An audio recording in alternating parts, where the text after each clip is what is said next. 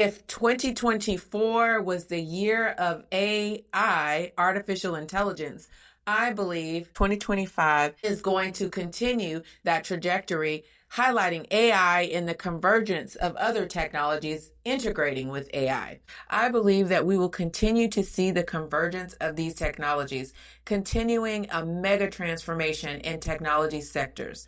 The technology industry is experiencing a huge transformation. Where there is change, we see opportunity. I know that zeros and ones are not always the glamorous topics to discuss, but I believe that is a shifting society.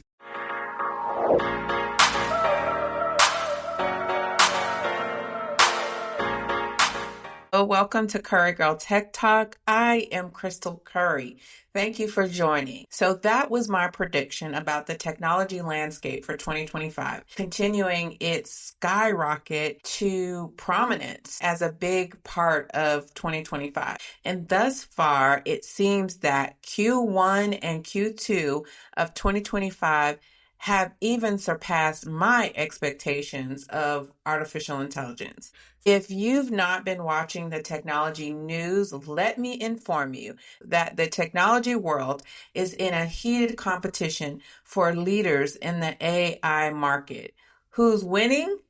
Well, let's get into it. I'm talking tech today about DeepSeek and the global AI battle. Well, there is an all-out technology war as global companies battle for the lead in the AI space. Experts still project that the AI sector remains unquestionably dominated by the United States. But what about the recent rise of Chinese company DeepSeek? Here's the scoop. DeepSeek is China's innovative AI company.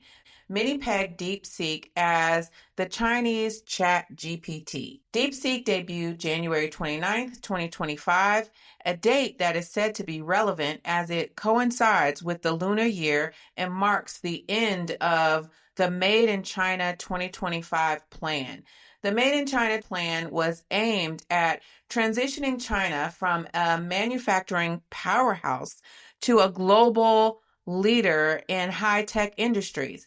DeepSeek's rise is sparked by its purchase of the NVIDIA H2O chip. So why is everyone talking about DeepSeek? Well, here is why everyone is talking about DeepSeek. Firstly, DeepSeek was able to match its rivaling competitor OpenAI's ChatGPT performance within a couple of weeks after OpenAI's models were released. Secondly, they spent less for computer power to train the models. And thirdly, they released the models to open source. All right, so why is open source important? For those not so techies, open source means that anyone in the world can download the model, use it, or tweak it. So what do you believe is happening behind the scenes? I don't know about you, but I believe that developers are going to have a field day. They are going to download those models to see how they can, in fact, tweak it and build even better AI models, improve upon it, and even innovate to build completely new interfaces and apps. It's like the ultimate gift for developers. Well, as they are preparing and we brace ourselves for this global competition and even more expansion in the AI space, let me tell you how this ties into what's dominated the news in the last week. All right, so everybody's been talking about it. You must have been living under a rock if you haven't heard about it. But last week, Trump's new tariffs have taken center stage. It's drawing criticism even from the Republican Party and companies alike. So I saw someone had posted online former President Ronald Reagan's take on raising tariffs or reciprocal fees imposed by the U.S. on other countries for trade. Here's a quick review. As perhaps you've heard, last week I placed new duties on some Japanese products in response to Japan's inability to enforce their trade agreement with us on electronic devices called semiconductors. Now, imposing such tariffs or trade barriers and restrictions of any kind are steps that I am loath to take. And in a moment, I'll mention the sound economic reasons for this. That over the long run, such trade barriers hurt every American worker and consumer. But the Japanese semiconductors were a special case.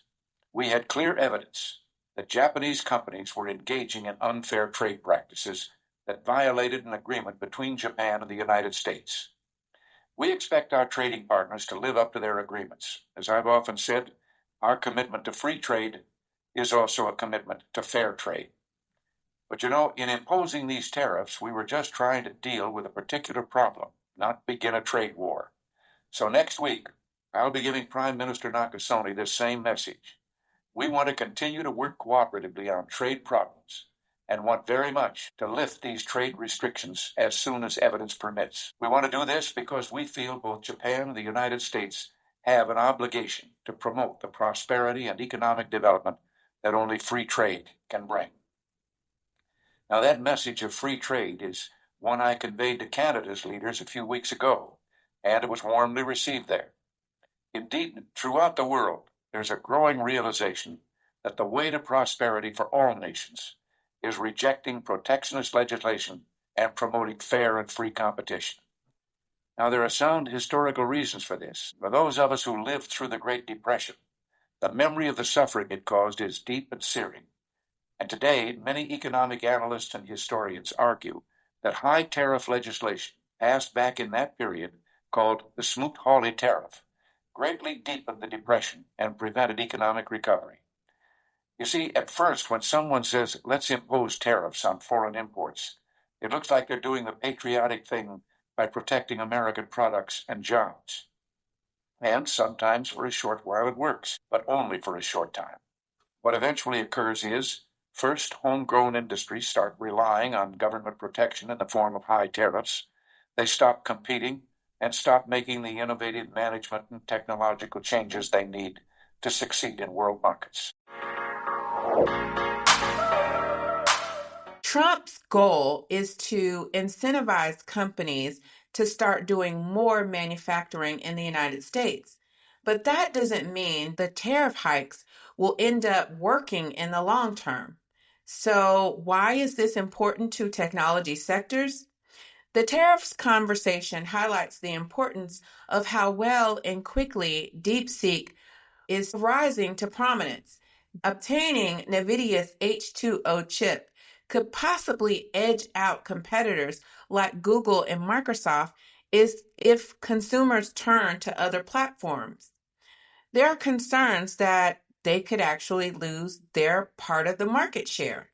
Plus, China is fighting back on tariffs as Trump has increased them to China at a whopping 145%. Reportedly, Beijing has responded with their own increased tariffs on U.S. goods. This has become a huge conversation in the United States, and it affects the tech sectors as well, and even a nightmare for Wall Street. Wall Street, they don't like instability, unpredictability, uncertainty, any of those terms for the stock market. And it seems that the stock market is beginning to reflect that. Businesses and supply chain models depend on reciprocal trade. So I don't know how this is going to turn out, but it's definitely something to watch as some are concerned that this could help Chinese companies move ahead in the AI competition. But wait, let me rewind for a minute. What happened to the ban that Biden administration had imposed for the best AI microprocessors being sold to China in the CHIPS Act? All right, so what happened to the ban that Biden administration had for the best AI microchip processors being sold to China in the CHIPS Act? All right, the CHIPS Act was initiated in the wake of a perceived war between the United States and China as artificial intelligence technology relies heavily on semiconductors. Though the CHIPS Act was received well from chip firms, there was a provision that banned chips from being sold to China. Turns out that NVIDIA H2O chip is the most cutting edge chip that the United States can legally sell to China. It's a critical market and it's said to be superior to any of their own homegrown chips and thought of as a victory for China. And many in the US lament that this helps the Chinese companies move ahead in the AI competition. So it's key to note also that the Chinese government barred its citizens from downloading any alternatives to DeepSeek, including ChatGPT. All right, so some of you may have seen my post about OpenAI's mandate to convert to a for-profit revenue model in order to obtain the full funding amount of their latest capital seed funding raise.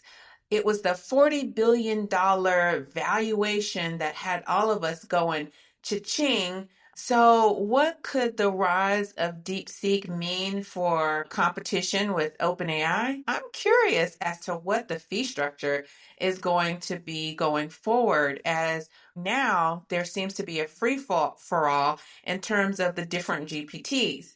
Many users report using several different ones as they mainly work kind of similar and they have similar features, but some have various highlights of some products over the other in terms of performance or features depending on the task that you're trying to accomplish. For instance, some may use Grammarly for more text things, and then others for generative AI features with pictures and video. So there are many offerings now on the technology landscape, though with huge companies, making strides in this AI space. I believe it's going to be interesting as the US homegrown apps battle for a piece of the AI pie. Finally, in other news, Meta has announced the release of two new AI models with Llama 4. There are Llama 4 Scout and Llama 4 Maverick, which are enabling users to build and personalize their AI experience. Are you all testing out these models? Would you download these beta versions via an experiment to see how well this technology is working? All right, well, let me know what you think at Curry Girl Tech Talk. Let me know how you guys are interfacing with these new AI apps. And also let me know what your thoughts are about the growing prominence of AI. 2025 is actually shaping up to be a lot more, you know, um, competitive and a lot more going on in the AI technology landscape than even I had projected. As I close out this episode, I just want to say, and I'm saying this hesitantly, not to scare anyone, but it's very true that a lot of people think that the next actual war could be fought via technology. Security breaches and fraud is a major part of a theory that people have that the war of technology could have crippling effects. And it's no doubt that any type of technology glitch can totally upset our daily lives, as we know that technology is such an integral part of how we live our day-to-day lives, even in our homes. I know many of you have heard of IoT, the Internet of Things, where our refrigerators, our appliances are even connected to the internet or these huge computerized computer boards. And it's just a scary notion sometimes that any little glitch in technology can totally upend our lives in such a major way. Any IT meltdown can bring such a global halt to our lives. It's just astounding to me, even as a technologist. But this is something to watch, this fallout of how artificial intelligence continues to make a resounding impact across the world. Technology is actually booming right now. There's not anything that doesn't require that space. We constantly are needing people in the technology space, semiconductor space, these chips, these models. Continue to watch this evolving technology landscape continue to grow. All right, that is today's episode of Curry Girl Tech Talk. I am Krystal Curry. Take care.